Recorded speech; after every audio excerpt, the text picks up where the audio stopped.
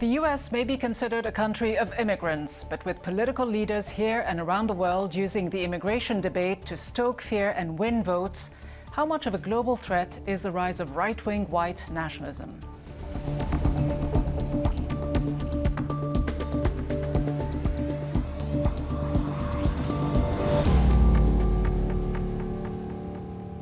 Hello and welcome to Bigger Than Five with me, Rida Fakhri. Anti-immigrant movements, both in the United States and Europe, are gaining increasing support. Here in the US, Donald Trump's promise of building a wall on the US-Mexico border has become a central part of his agenda, despite the fact that the number of those seeking to enter the US has dropped in recent years. New data also contradicts his claims that immigrants commit crimes at a greater rate than the rest of the population. So why has his message been met with such support? And what is the reality behind the rhetoric? We'll be discussing this with Janet Napolitano, who led the Department of Homeland Security under President Obama. But first, let's hear from Sheriff Tony Estrada, who spoke with us from Nogales in Arizona, where they already have a wall.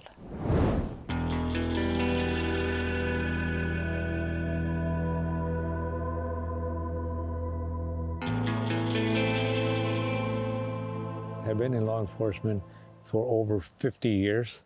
The longest serving law enforcement officer here, the only Hispanic sheriff in the whole state. And this is the worst, the least friendly border that we have ever had. And it's all unwarranted. It's not necessary. What the current administration and our current president is saying, that this is going to stop the flow of people and drugs, he is lying to the American public. The further you go from the border, the more people have a tendency to believe that. Once they come here and they really experience the reality of the border, they said, all this rhetoric, it's not real. So the majority of the drugs are coming through the ports of entry, all the hard drugs and some of the marijuana. So that's not going to stop. The wall is not going to stop there. Now, it may stop or slow down illegal immigration, but I can assure you with this barbed wire, razor wire, whatever you have up there, and anything you throw at them, they will find a way. They will be creative. Now, right now, you've got people coming in, making false claims, providing false documents, overstaying their visa. They're not coming through the wall or the fence. They're flying in. They're coming in by sea. It's a combination of things. So for the president to say that this is the answer, this is the silver bullet for illegal immigration and drugs, he's misleading. He's lying to the people. And I wish he would come back to earth and really realize what's really happening, which is we have a safe community. We have a challenge. There's no question about it. We have a challenge with illegal immigration, but it is not a crisis and it is not a national emergency. So then, does the Trump administration's plan for the southern border make sense? To discuss this, we're joined by Janet Napolitano. She was U.S. Secretary of Homeland Security from 2009 to 2013 and is a former governor of Arizona, a state that shares a 372-mile border with Mexico. Madam Secretary, we just heard Sheriff Estrada say the President of the United States is lying. He says there is no crisis, there is no national emergency. Who is telling the truth? Who has got it right? Donald Trump or the sheriff who's lived in Arizona and worked in law enforcement for 50 years? Well, and I know Sheriff Estrada very well. He was sheriff in Nogales when I was the governor, and he's extraordinarily experienced at the border. And I think the sheriff has it right. It's not a crisis at the border. And to the extent there are issues at the border, a wall won't solve them. So is the president lying, though? Is he misleading Congress when he says we need a wall and this is a national emergency situation? I think he's misleading the American people about this. And, you know, I can point to statistics. I can point to the fact that under President Obama, we drove illegal immigration to 40-year lows. And it's basically stayed at that level since then. I can point to the fact that the majority of illegal drugs that enter our country come through the ports of entry. I can point to the fact that most people in the country illegally actually came legally to begin with and have overstayed their visas. Well, let me pick up on the first statistic then that you mentioned, that during President Obama's term in 2010, immigration, illegal immigration, the number of people crossing into the United States illegally was at a 40-year low, as you say. This is according to the data from your own Department of Homeland Security. Why then did President Obama at the time send the national troops? Was there a crisis then that warranted this? Because many people would argue that this trend began under Obama, and in fact before Obama. You go back to 2006 under George W. Bush. In recent memory, every president, Republican and Democrat, during an election year has sent troops to the border.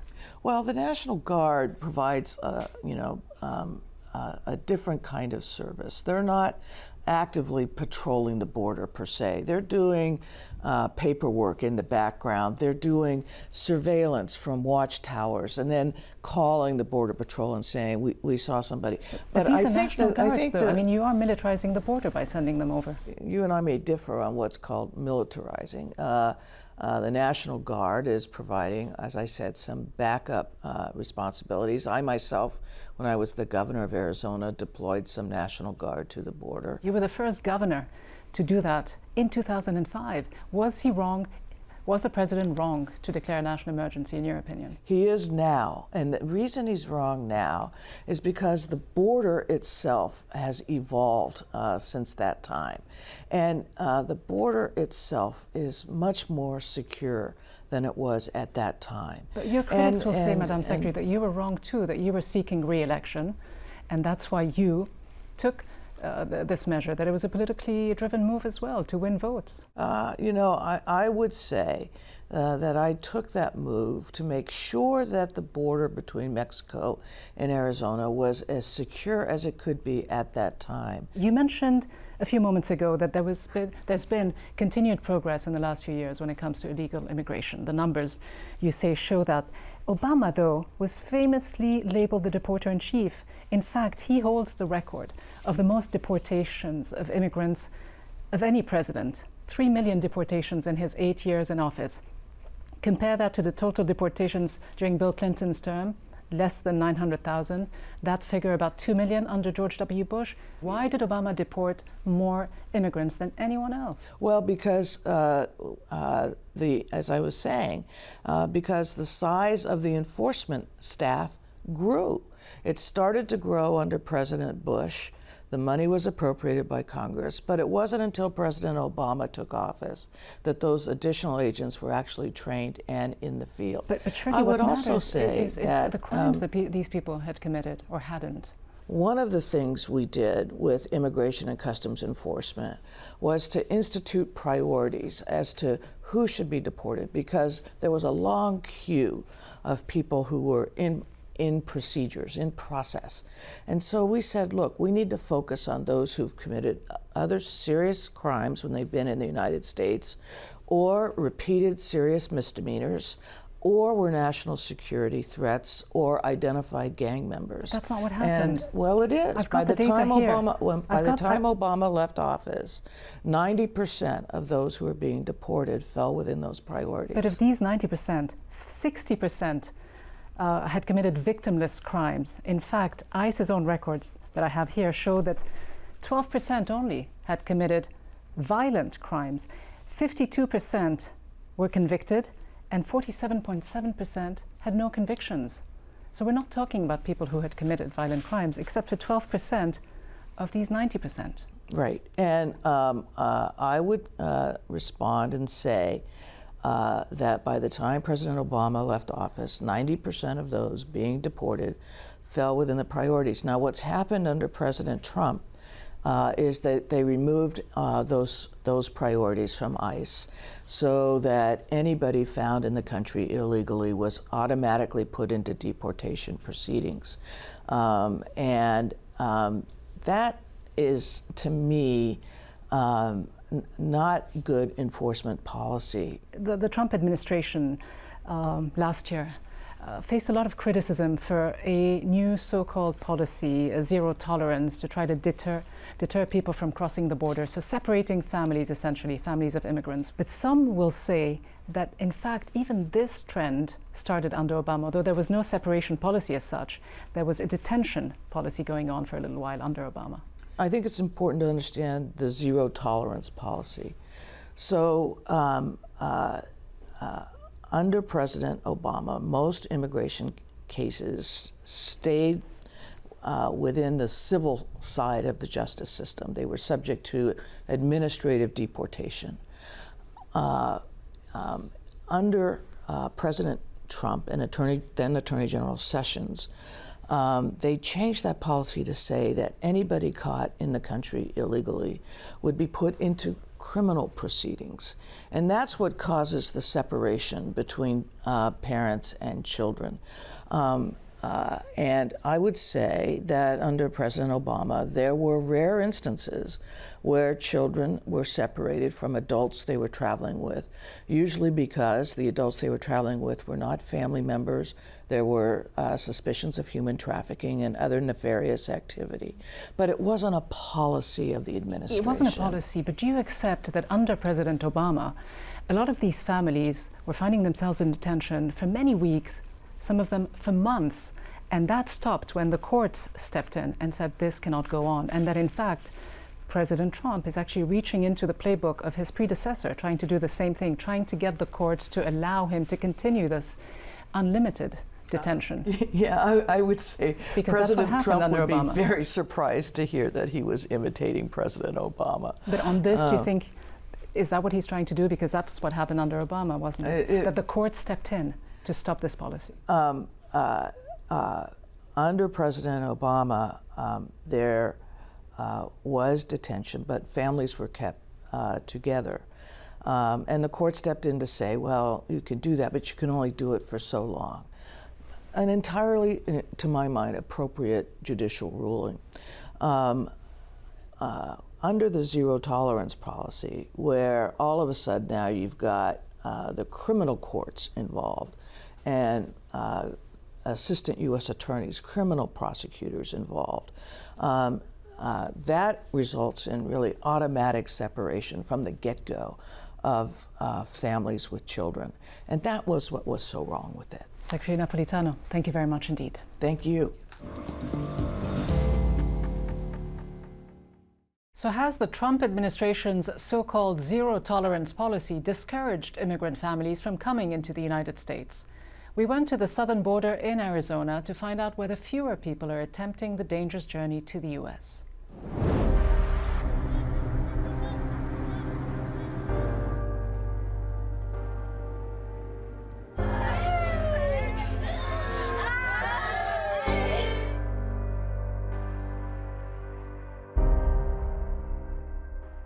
When they reach this point, they're pretty much, their bodies are out of energy. They maybe lack water, food. Many people in the organization have encountered skeletal remains, human remains. It impacts your life. It makes you pretty passionate about getting out there and helping, doing what you can.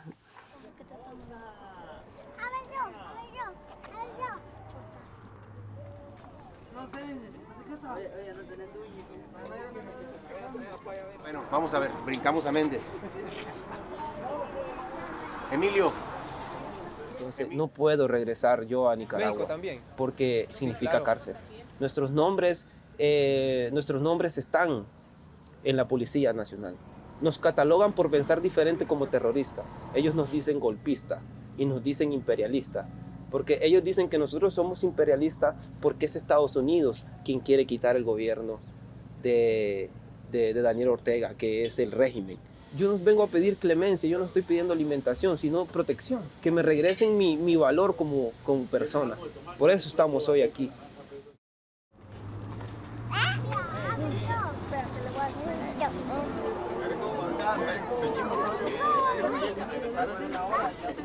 Sí sabemos sí he escuchado que nos van a separar, pero pues también se dicen muchas cosas también que pasan las familias completas, pues. Por eso decidimos arriesgarnos, pues, para que no nos conviene estar allá, porque estamos arriesgando la vida de mi hija y la mía también, y pues la de él también, porque él está amenazado, como quien dice él. Sí dicen que, unos dicen que lo separan, que primero pasan a la esposa y a los niños. Pues sí, que más quisiéramos nosotros pasar los tres juntos, ¿verdad? Porque pues somos una familia. Pero pues si dicen, no, pues pasa tú, que primero pasa tu esposa y tu hija, pues no hay qué más decir. Since we spoke with those families, the number of people seeking asylum on the southern border has reached a breaking point. That's according to the Department of Homeland Security. Now, with right-wing parties ascendant in Europe and hate crimes on the rise in the United States, will scenes like the one playing out on the southern border contribute to more violence against immigrants? We're joined by Ali Nurani, the Executive Director of the National Immigration Forum, and Jessie Jane Duff, a retired gunnery sergeant and Senior Fellow at the London Centre for Policy Research. Ali Nurani, how much are politicians like Donald Trump and others in Europe and elsewhere fanning the flames of the anti-immigrant hatred and in a way inciting violence toward them? Well, I think when you look, whether it's in the U.S. or around the world, we think that people have three concerns when it comes to immigration: culture, security, the economy. And those concerns play out in really honest questions for people. Are culturally, are immigrants integrating or isolating? Are they threats or protectors? Are they giving or taking? Unfortunately, you have a number of politicians who are capitalizing on those concerns to incite fear and, in the worst case, hatred, and even worse than that, violence. So it is unfortunate. I think we need a different type of leadership from Republicans, which are there, as well as Democrats, to help people understand these changes. Do you accept this, Jessie Duff, that some politicians with their discourse, their anti-immigrant discourse, are fueling this hostility toward those who are seen as outsiders? No, I don't think that when you're talking about the facts on illegal immigration, let's be very clear here, we're not talking about immigrants. All of us are descendants of immigrants who are in this country. But when you're talking about illegal immigrants, we're talking about a lot of problems that have arisen from illegal immigration, from the cost for Americans to the cost of American lives. But let's be honest, does it help when Trump vilifies, I think we could all agree, vilifies immigrants and talks about an invasion at the southern border? It doesn't help. And I mean, the fact is that most of these folks who are coming from Central America at this point are asking for asylum. Now, I'm not saying that all of them should be able to attain asylum and refugee status here in the U.S., but according to law, they should be able to apply. What is happening here is that the administration is putting up blocks so that people cannot even make that application, and which then leads Americans to believe that we are, quote, being invaded. The fact is that people are coming to our border, presenting themselves to Border Patrol to ask for protection. They should be able to go through a process and have that case fairly adjudicated. Do you think it is a coincidence that during his first year in office, the United States saw 954 white supremacist attacks, and this is according to the Southern Poverty Law Center? Has Trump, in other words, stoked some of these anti-immigrant sentiments that we see by saying that he wants to deport Mexicans, that they are all rapists, by saying that he wants to ban Muslims? Just got charged with racist action. To you, does it help to So I was on a conversation with leadership of the Anti-Defamation League yesterday, an organization that has followed these issues quite closely, works very closely with FBI to local law enforcement. And they were telling me that they have seen hate crimes against African Americans, the Jewish community, Latinos, and Muslims increase over the last 2 years. In fact, their fear is that hate crimes against Latinos and Muslims in the U.S. is actually underreported because there's a fear of the police. So when you talk to the Anti-Defamation League, they are particularly concerned about the rhetoric across the board. They also say in their latest data that the right-wing extremism incidents and attacks that happened in 2018, or at least all of the extremist murders that happened during last year, had a right-wing extremism element to them. Okay, so let me be very clear. We're talking about two different topics right now, and I think it's very unfair to try to blend with people who want stronger immigration reform with right-wing extremism. They're two separate topics completely. And for you to blend them convolutes the topic. We need to improve our immigration process. Most Americans agree with that. If you want to address right-wing extremism, I'm a surrogate of the president, and I do not go to rallies and ever see any of this. So what we're looking at is 266,000 illegal immigrants that were deported by ICE because of their criminal behavior in the last 2 fiscal years alone. Let's not ignore that. Are we conflating the issues, Ali Nurani? So I think I would agree with Jessie here that sometimes we have a tendency to kind of compare apples and oranges. I would argue very strongly that the president's rhetoric and other politicians' rhetoric is contributing to the uptick. But if we want to actually have a functioning immigration system, let's look at those apprehensions on the border. An apprehension, when you talk to Immigration and Customs Enforcement officials, an apprehension is somebody, whether they have crossed the border or they've turned themselves in to Border Patrol. So you know, we can say things are being conflated, we can say the data is being misrepresented. The basic point here is that we need a functioning immigration system. It's not just about the illegal immigration aspect of this. All the data shows that acts of violence committed by white nationalists, white supremacists are on the rise in the United States and around the world. I mean, can we deny this? Many people would suggest that this is becoming a grave concern. Facebook just recently took a step to ban content supporting white nationalism, saying it is deeply linked to organized hate groups. So shouldn't politicians come out of their bubble and actually address this more seriously? I think so, and you know, I'm going to give credit to an incredible amount of credit to President George Bush. I mean, President Bush is the days after 9/11. What did he do? He went to a mosque. He made sure that the message that he was communicating as a Republican from the White House was that Muslims are here as fellow Americans and as people of peace. And those terrorists who committed this awful act, they do not represent this religion. So I think that that is the kind of leadership that the country sorely needs from our president and from others, to be able to take this anger out of the debate and be able to help Americans understand that, you know what, Central Americans, they're fleeing a terrible situation. The least we can do is make sure their cases are being heard fairly. Jesse, can influential leaders who have millions of followers online, like Donald Trump, absolve themselves of this responsibility to continue scapegoating immigrants when they know that their words really matter and have an impact on millions of people? I disagree. I think that President Trump has done a very good job at expressing that illegal immigration is a threat. You disagree with me. Again, we're not talking about illegal immigration. We're talking about immigration in general and how it is leading to a lot of hatred. We are looking at a surge at our border, and to suggest that that is inflating racism or white nationalism, well, maybe if we solve the problem on the border and we start ensuring we have a fair legal process for people to come in, then we won't have the problem with the white nationalism that you feel is much worse than MS-13's threat or the sanctuary cities threat. I mean, I see two different criminal elements here going. Your thoughts, Ali Nurani, do you see two different elements, or is it one trend and a certain rhetoric that's really tapping into this rising trend of anti-immigrant sentiment, xenophobia, call it what you might, but that is leading many to actually perpetrate acts of violence? Finally, we always talk about Islamic terrorism. Should we also start talking about white nationalist terrorism, just as The Economist suggested recently? I think we should be talking about a country that is welcoming all immigrants if they go through a legal process. I think we should be talking about a country that is allowing people to go through a fair and orderly asylum process. I think we should be talking about a country that is making sure that nobody is forced to live in the shadows. I think that the president has the opportunity, and if not the responsibility, to be talking about a country like that and not tapping into and inciting the fears that people have. And I think that we're going to look back on this period of time and we're all going to ask ourselves, you know what, we could have been better. Could we have been better? Just finally to you, Jesse. I think we're doing great right now because we're addressing a serious issue, putting it on the forefront and making people talk about it, where before it was being buried.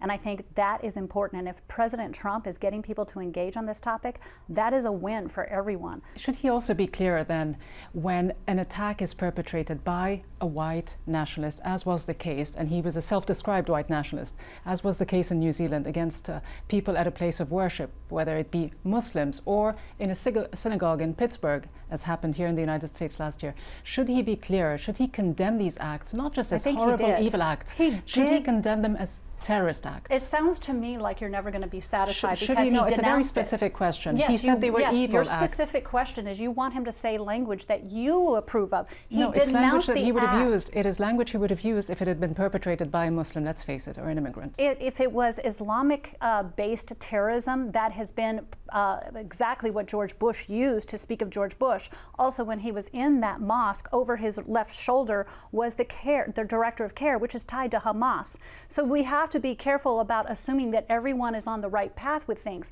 I think the president has denounced things multiple times. I don't think this was first of all, it was New Zealand.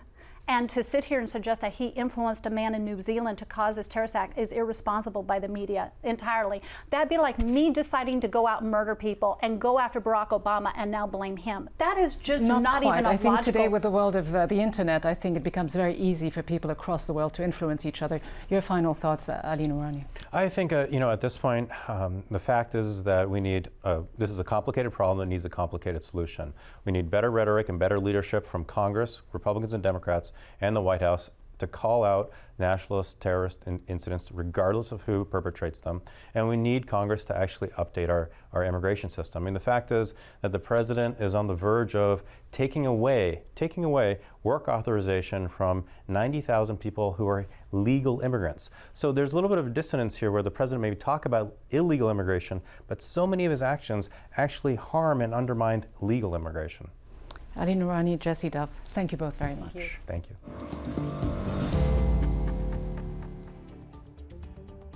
So while overall migration to the US and Europe is slowing down, the flow of immigrants and refugees fleeing conflict in Central America and the Middle East is likely to continue. How far some politicians are willing to go to capitalize on this issue remains to be seen, but what is clear is that their discourse continues to divide and therefore weaken the very societies they claim to defend. From me, Rida Fakhri, and all the team here in Washington, thanks for watching. See you next week.